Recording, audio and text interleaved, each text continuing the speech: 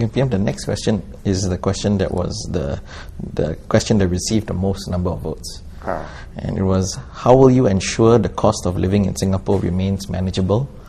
How will you keep healthcare affordable?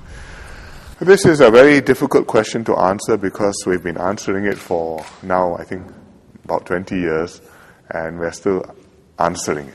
Answering in the sense of finding solutions and answering in the sense of explaining to people what we're trying to do. There are two reasons why people feel, or three reasons why people feel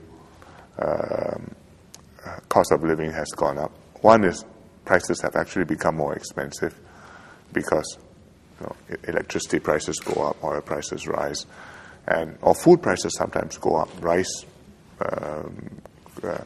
prices vary from year to year, and sometimes they go up dramatically.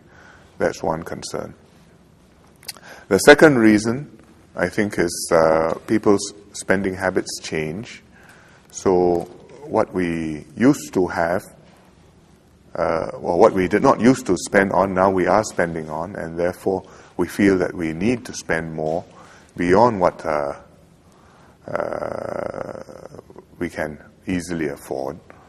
And that's, in other words, rising expectations. And that's a real concern because in a way you can say, well, you shouldn't expect more. But in another way, lifestyles change, environment changes. And in today's life, these are things which you do want and perhaps need. Thirdly, there are big-ticket items, things like house prices, or car prices, COEs, which are very conspicuous when they move up and cause a lot of alarm. And I think we have to deal with these things differently. And when it comes to daily essentials, electricity prices, food prices, in other words, the general inflation level, I think what we have done with YouSave, with GST vouchers, with schemes to help the lower income groups, with workfare to help people who are earning not much to top up their wages, I think have made a big difference. The problem is that the people who are a bit beyond this schemes feel that, well, their lives are not so well looked after too, so what can we do about that? And that's not so easy to explain, but there are two things we are doing. First, our schemes don't cut off suddenly. So even if you are not so low income, you still get a GST voucher, and you still get some YouSave, up to quite a high level. But secondly, one of the very important things which we have done for the middle income group, which I think is very difficult for us to explain, is that we have kept the taxes in Singapore low, very low. You pay GST, 7%. If you don't own a car, you don't pay car taxes, so that's a great burden off you. If you are earning a middle income, you probably pay very little income tax or maybe no income tax at all. And that's a very big difference compared to if you were living in Australia or Britain or even the US, where if you were middle income, you'd pay substantial income tax.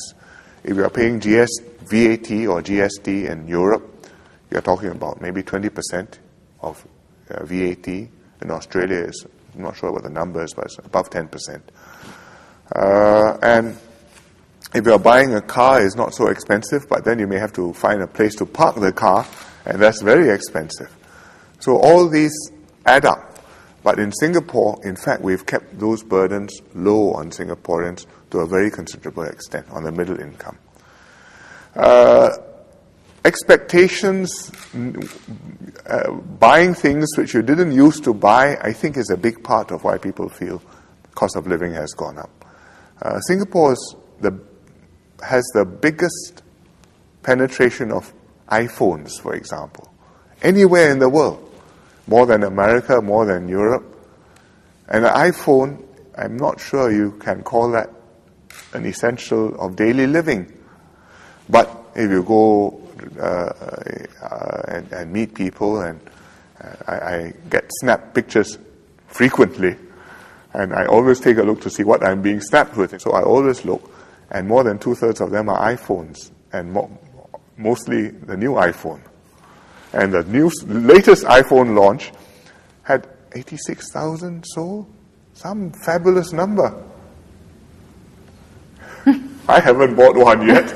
But have you made an order? Not yet. I'm not in a hurry. My old one is still working. But a lot of Singaporeans feel they must have the latest and bestest. And that adds to the pressure of why you feel 钱不够用, money no enough. And I think that we have to keep our balance in aiming for a higher standard of life, but also knowing what is essential, what is not essential, and making sure we don't overextend ourselves.